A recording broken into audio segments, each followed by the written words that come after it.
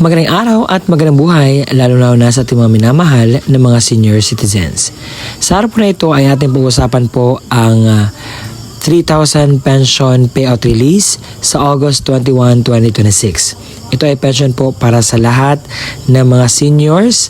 Alamin natin ang buong katotohanan sa video ito. Sa araw po na ito ay may 6 na bagay na dapat yung po makuha sa aking vlog.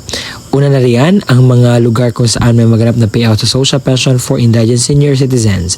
Pangalawa, ano po ba ang oras po ng inyong pong payout? Pangatlo, saan po ba gaganapin ang payout? Pangapat, sino-sino po ba ang nakalista sa payout? Panglima, ano ba ang mga requirements na dapat mong i-ready? At pang-anim, mga dagdag kalaman patungkol po dito. Kaya naman, inaanyahan kita na tapusin mo ang video nito hanggang sa dulo nang sa gayon po ay makuha po ninyo ang punto ng video ito.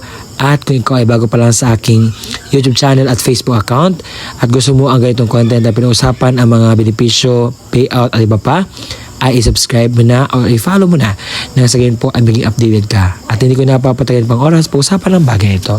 Kaya naman, let's go. Ang una po sa ating listahan ay ang MSWDO ng Alfonso Castañeda dahil meron po maganap na payout sa August 20, 2026 o 2021 sa Pilaway, Kawayan at Lipuga sa alas 8 po ng umaga ang inyo pong payout. Sa Barangay Uli Monzo, meron pong announcement para po sa inyo.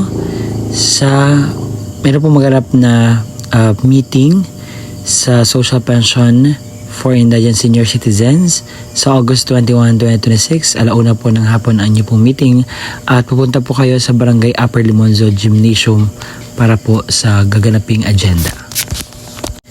Sa Barangay Bugo, meron pong maganap na payout sa social pension sa August 21, 2026, alas 8 ng umaga sa Bugo Gym ang payout. Sa Mlang ay meron pong maganap na payout sa social pension sa third quarter 2026 sa August 21, 2026. Sa Barangay Buayan, sa Buayan Covered Court, sa Barangay Sangat, sa Sangat Covered Court, sa Barangay Poblacion A, sa Poblacion A Covered Court, Poblacion B Covered Court, Barangay Gaunan, sa Gaunan Covered Court, Barangay Dungguan, sa Dungguan Covered Court, Barangay Langkong, sa Langkong Covered Court, sa Barangay Tawan-Tawan, sa Tawan-Tawan Covered Court, Barangay Dugong, sa Dugong Covered Court, at Barangay Lipaga, sa Lipaga Covered Court. Sa Zamboanga, Sibugay ay meron po maganap na payout sa Malubal Covered Court sa August 21, 2026 alas 8:30 ng umaga sa second and third quarter po na payout. Sa Makasandig Covered Court ay meron po maganap na payout sa Social Pension for Indigent Senior Citizens sa August 21, 2026 sa alas 8 hanggang alas 5 po ng hapon at ito po ang mga pangalan sa nakalista po na kukuha ng ayuda.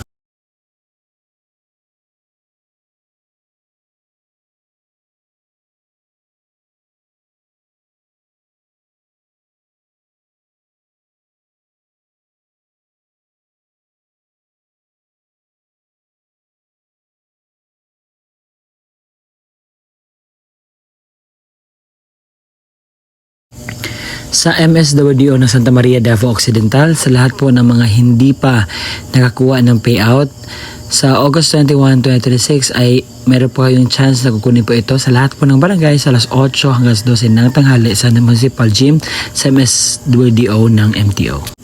Sa PO Itugon ay meron po maganap na payout sa August 21, 2026 sa Dalupirip Gymnasium alas 9 ng umaga. Sa Poblasyon, sa Barangay Hall, sa alas 9 po ng umaga ang payout. Sa Tinungdan Gymnasium alas 9 ng umaga. At sa Virac, sa Barangay Hall, alas 9 alas 12 ng tanghali. Sa Hapfa, alauna alas 3 po ng hapon. Ang laging tanong at tinatanong sa akin kung legit ba itong payout na sinasabi ko. Ang sagot po nito ay oo naman po. The active social pension law in the Philippines is Republic Act number 11916, which is amended Republic of 1994, providing a monthly stipend managed by Department of Social Welfare and Development or DSWD na magkaroon po ng 1,000 per month. At sa puntong ito, pag-usapan natin ang requirements para sa social pension payout. Una, ang authorized representative or out of area. Please prepare 4 na copies of valid ID sa senior citizens and PhilSys ID with signature or thumb mark.